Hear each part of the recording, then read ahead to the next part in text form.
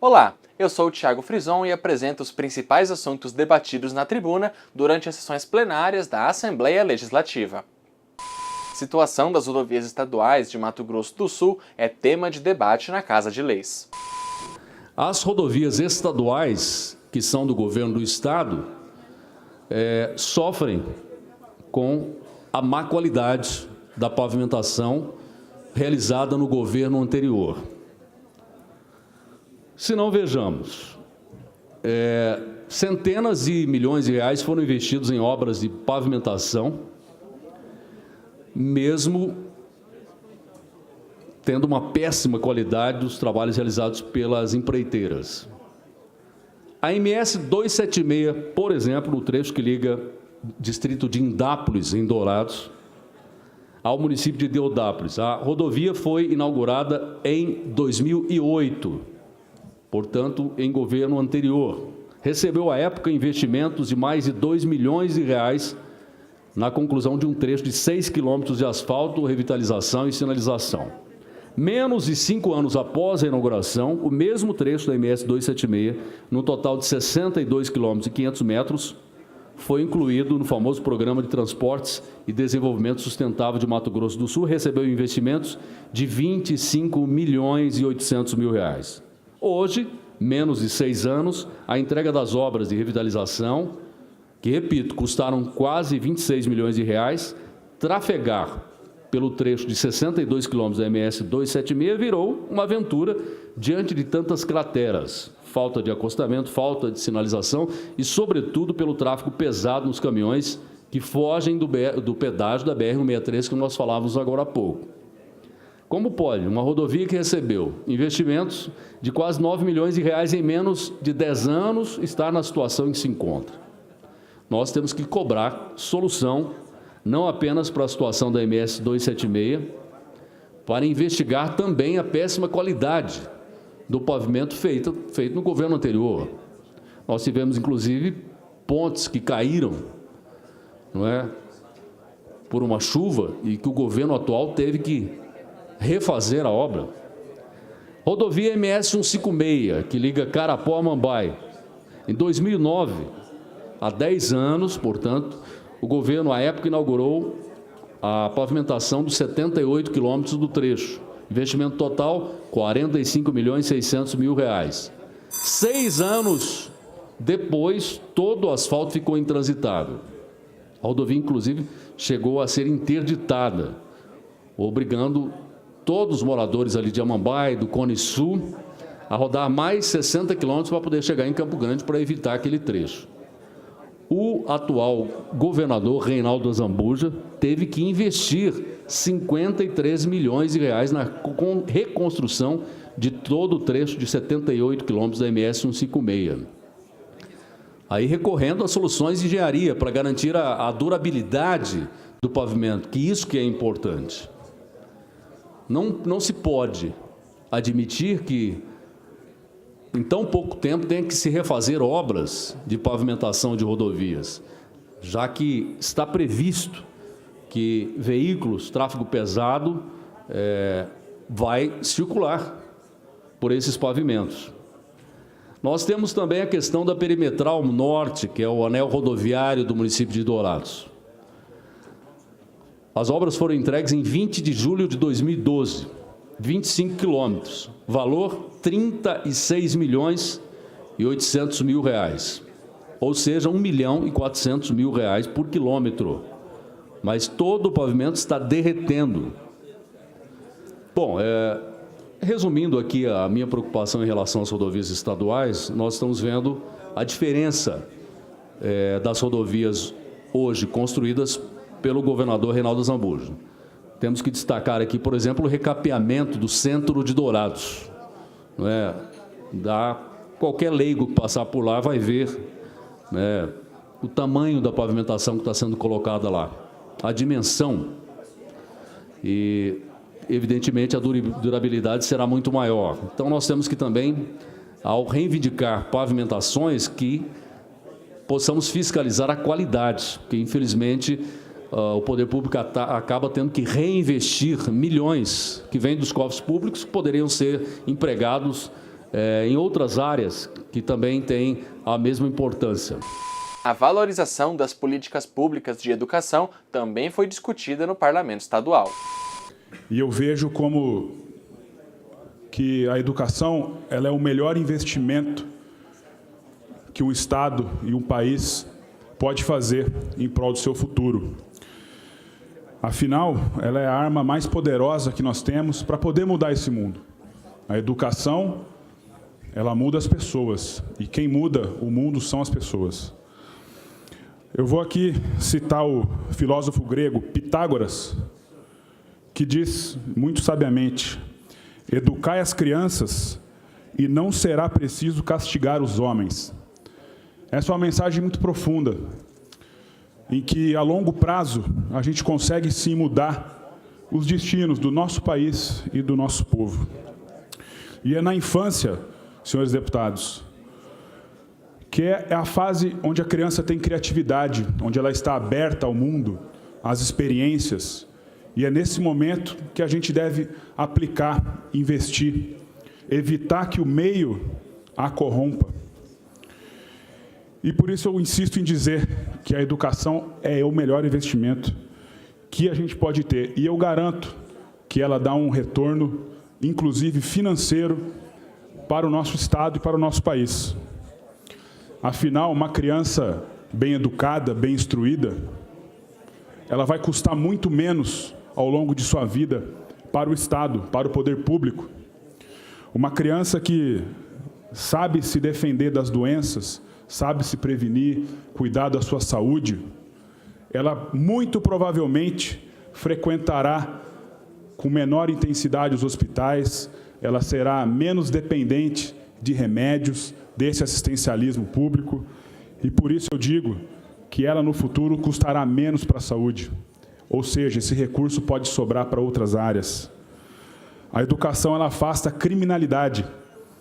Uma criança que ocupa o seu tempo na escola, fazendo esportes, ela está longe de ser cooptada pelo crime, que hoje, covardemente, alicia as crianças na porta das escolas.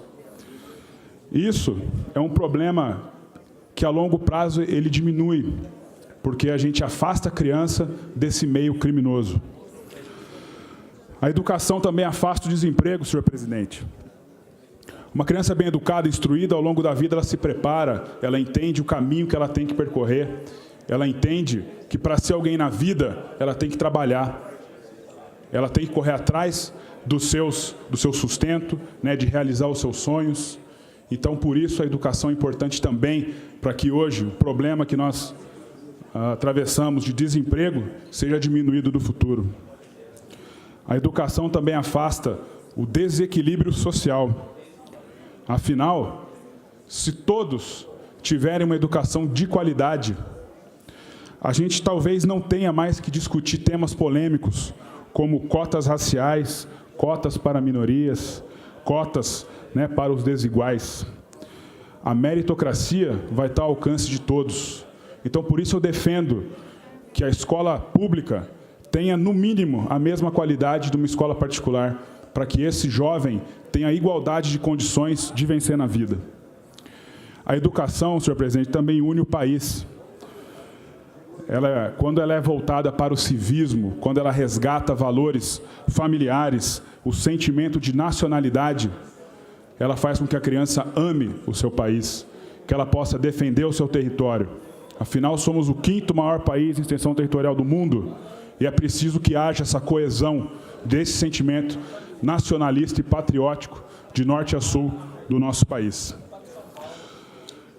Vergonhosamente, senhor presidente, na questão da educação, o Brasil está abaixo da média mundial na qualidade de ensino. Nós temos mais de 700 mil crianças fora do sistema de educação. Hoje ocupamos a 88ª posição no ranking, em 2018, de qualidade de educação, ficando atrás dos nossos vizinhos aqui da América do Sul, Bolívia, Equador, Chile e Argentina. E olha o tamanho que é o nosso país, olha a riqueza que nós temos e o que nós não somos na educação. Outro dado muito importante que chama a atenção somos 14 milhões de adultos analfabetos, que corresponde a 7% da população, e mais de 38 milhões de analfabetos funcionais, que corresponde a quase 30% da nossa população. O analfabeto funcional é aquele que recebeu a educação, é alfabetizado, mas não compreende frases simples, não consegue realizar operações matemáticas de baixa complexidade. E isso é muito prejudicial para a qualidade de um profissional. Por isso, eu quero citar um exemplo de um país muito pobre que conseguiu vencer o problema do analfabetismo, do desemprego. Singapura foi um dos países mais pobres do mundo, recentemente. E hoje ultrapassou os países mais ricos da Europa em qualidade de educação. E como que eles conseguiram fazer isso, senhor presidente? O país investiu em qualidade de educação, centralizou o sistema de ensino. Então, por isso, vim hoje trazer a essa tribuna esse tema, para que a gente jamais nos esqueçamos da importância que essa casa tem em fomentar atos que vão corroborar com a educação em nosso Estado. Disponho apenas de 10 segundos aqui de tribuna. Agradeço mais uma vez, deputado Vaz, pela oportunidade e me coloco aqui à disposição. Felipe Orro pede ampliação e reestruturação das delegacias da mulher em Mato Grosso do Sul. Entregamos hoje aqui uma indicação ao governo do Estado para que faça o convênio com o Ministério da Justiça e nós possamos ampliar delegacias de atendimento à mulher no Estado de Mato Grosso do Sul. Hoje nós temos criados não só a Casa da Mulher Brasileira aqui, que possui delegacia, mas também nos municípios de Aquidauana, de Corumbá, de Coxim, de Dourados, Fátima do Sul, Jardim, Naviraí, Nova Andradina, Paranaíba, Ponta Porã e Três Lagoas. E mesmo assim, em alguns casos, temos falta do número de delegadas mulheres. E nós precisamos ampliar esses casos, essas delegacias, aqui no Estado de Mato Grosso do Sul. E nós pedimos que o governo do Estado faça, através da Secretaria de Justiça e Segurança Pública, um novo convênio junto ao Ministério da Justiça para a reestruturação das delegacias de atendimento à mulher no Estado. Essa busca escopo que, nas pesquisas apontadas em 2018, Mato Grosso do Sul possui o 6º lugar em taxa de feminicídios no país. Nos dados do Departamento de Pesquisa do Conselho Nacional de Justiça, colocava o Mato Grosso do Sul como líder em processos de violência doméstica, com 3,8 processos a cada 1.000 mulheres, mais que o dobro da média nacional, que é 12,3. Então, se somos o 6º com a maior taxa de feminicídios, nós fomos o 1º na violência doméstica no Brasil. E isso não é só um caso de polícia, é um caso cultural que abrange a nossa sociedade, o nosso Estado, e nós precisamos, com isso, dar uma segurança maior. E nesse mês que se comemorou o Dia da Mulher, em que nós precisamos comemorar, parabenizá-las e também reverenciar o papel da mulher na sociedade, mas nós precisamos criar mecanismos também para dar segurança, para que elas possam ter a tranquilidade e que nós coibamos principalmente essa violência doméstica que está com casos aí enormes, sendo o maior do Brasil, né? Tivemos casos de uma denúncia de violência doméstica, depois a companheira reatou o seu casamento com o sujeito e chegou a óbito, foi assassinada, foi um feminicídio. Então, isso ocorre e isso precisa ser ampliado, os serviços da delegacia, ampliar o número de delegacias. Nós precisamos estruturar as já existentes e para que isso dê mais segurança lá na ponta a todas as mulheres. A violência doméstica são casos enormes e problemas sociais muito grandes, né? Então, Eu quero agradecer a concessão do à parte. Vossa Excelência traz um assunto que a gente reiteradas vezes usamos desse microfone. É inadmissível nós, no século XXI, a gente ver tantas situações como essas, né? Campo Grande, Mato Grosso do Sul, esse extrato, prova inequívoca dessa problemática, que a primeira casa da mulher brasileira do nosso país fora criada aqui na nossa capital. E a gente vê que é uma questão cultural. E parece-me que cada vez mais, mesmo mudando as leis, aumentando as penas para esse tipo de crime, você percebe que se repete a cada dia. No dia em que nós estávamos aqui comemorando, né, e refletindo, parabenizando algumas mulheres, na verdade, simbolicamente representando todas as mulheres sul-mato-grossenses, naquele mesmo dia, a professora Nádia de Corumbá fora assassinada com 36 facadas pelo seu ex-namorado. Isso é uma coisa que, humanamente falando, é até duro da gente acreditar. Em que pese todos os esforços que o governo tem feito, é preciso sim que seja ampliado, na verdade, essas delegacias aí, das regionais. Já existe, né? Aqui o Mato Grosso do Sul é uma referência no que diz respeito à rede de proteção, onde a Casa da Mulher Brasileira, nós temos ali o acompanhamento psíquico, a questão jurídica, o judiciário presente, a promotoria presente, a defensoria pública, enfim, nós temos uma polícia preparada, mas como disse Vossa Excelência com muita propriedade, é uma questão cultural. Isso leva as pessoas a ter esse sentimento ultrapassado de posse, etc., que acaba culminando principalmente com a violência doméstica. Não a violência contra a mulher, não a violência doméstica, principalmente.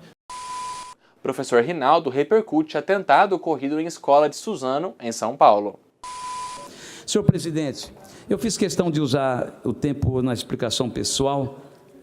E falando de violência, a gente não gostaria nunca de usar essa tribuna para falar de violência, mas aconteceu recentemente no estado de São Paulo, mais precisamente na cidade de Suzano, um massacre, 2 jovens encapuzados que adentraram a uma escola e, infelizmente, assassinaram 7 pessoas, no município de Suzano, no estado de São Paulo. Eles cometeram, após essa atrocidade, eles cometeram suicídio em seguida, isso segundo a polícia. 5 dos mortos eram estudantes, 4 são meninos e uma menina, outro era funcionário da escola. O ataque ocorreu agora, recentemente, praticamente às 10 horas, e 17 feridos foram levados ao hospital. Ainda, segundo a matéria, não se sabe se os atiradores tinham vínculo com a escola ou qual seria o motivo do ataque. A PM encontrou no local armas, arco e flechas, objetos que parecem ser coquetéis Molotov e uma mala com fios. Houve outra ocorrência com arma de fogo perto da escola, antes do ataque, mas a polícia ainda não sabe se há relação. Eu fiz questão de usar a tribuna, senhor presidente, para dizer o seguinte: às vezes a gente vê esse tipo de atrocidade acontecendo nos Estados Unidos, né, isso recorrente, e a gente imagina que está distante da gente. E essa já não é a primeira vez, deputado Gerson Claro, deputado Antônio Vaz, não é a primeira vez que acontece aqui no Brasil. E eu fico sempre a imaginar, esses exemplos que são noticiados, aí volto lá, a pessoa que já tem a índole voltada para o mal, e muitas dessas pessoas, lamentavelmente, por não ter uma estrutura psíquica organizada, acaba sendo um incentivo. Eu sempre digo aqui, a imprensa tem um papel fundamental no Estado Democrático de Direito, ela tem um papel assim extremamente importante, mas muitas das vezes, não todos os canais de televisão, mas tem passado tanta coisa ruim, deputado Gerson Claro, que eu fico a imaginar até que ponto vale a pena, porque a pessoa está ali 24 horas vendo, aliás, acredito eu que praticamente 90% do que se veicula são coisas que não traz nada de bom para a vida de uma criança, de um jovem, para a família de uma forma geral. E aí o camarada vê aquilo como se fosse natural. E aí vemos algumas práticas, né, no próprio Facebook. A penúltima que nós vimos aqui é a questão da baleia azul, onde as pessoas vão ali se cortando, e é como se fosse um modismo. Alguns trotes, né, que às vezes são coisas assim absurdas. E aí, hoje, esse retrato triste, e queremos aqui deixar registrado o nosso sentimento de pesar a todos os familiares que perderam essas 7 pessoas, e dessas 7, 5 crianças pré-adolescentes. Então, quero aqui dizer que eu imagino um dia ainda a gente poder ver a mídia cumprindo um papel fundamental. São os jogos que estão aí à disposição das nossas crianças, dos nossos jovens, e que, infelizmente, uma boa parte disso não tem, às vezes, o pai perto para acompanhar, para selecionar aquilo, esse conteúdo, este alimento que está sendo dado ao seu filho cada vez mais precoce. Esse exemplo que a gente tem visto nos Estados Unidos, de jovens indo e assassinar 10, 15 pessoas, a gente percebe que isso, infelizmente, na minha avaliação, talvez eu esteja equivocado, mas acaba fazendo uma apologia, né? Como se fosse uma coisa legal, e essa pessoa com a mente fraca acaba, lamentavelmente, cometendo essas atrocidades. Então, é com muita tristeza, deputado Gerson, que eu repercuto essa matéria que acabou de chegar em minhas mãos, desse massacre no município de Suzano, no interior do nosso estado de São Paulo. É com alegria que ouço a parte de Vossa Excelência. Deputado, eu agradeço a parte, e é com a mesma tristeza que eu venho partilhá-la, dizendo que, de fato, é importante que a gente dê repercussão a uma matéria dessa, mesmo sendo uma coisa muito negativa. É importante a gente começar um debate. Existe um debate nacional sobre regulamentação de uma coisa de, apesar de ser muito nova, tomou conta da comunicação rasa de maneira geral no mundo, que é a internet. Nós temos uma internet nascida ali nos idos de 89, e eu posso dizer para o senhor manifestou a preocupação com os meios de comunicação. Se nós acompanharmos a nossa juventude, nós vamos ver que 90% ou mais das informações que chega na nossa juventude hoje, eu tenho um filho de 14 e um de 12 anos, completando agora em abril, eles não assistem a TV aberta, é a internet, é o YouTube, e essas informações são pouco controladas. Se a informação via TV aberta ou via TV são informações que às vezes a gente se sente mal de assistir, se são informações negativas, imagina aquela que a gente sequer tem controle, como o senhor citou aí a questão da baleia azul. Infelizmente, eu penso que nós não temos, a não ser a busca de uma regulamentação a nível nacional, a gente fazer um investimento na educação, a gente fazer o debate para que a gente possa ter uma reestruturação da família,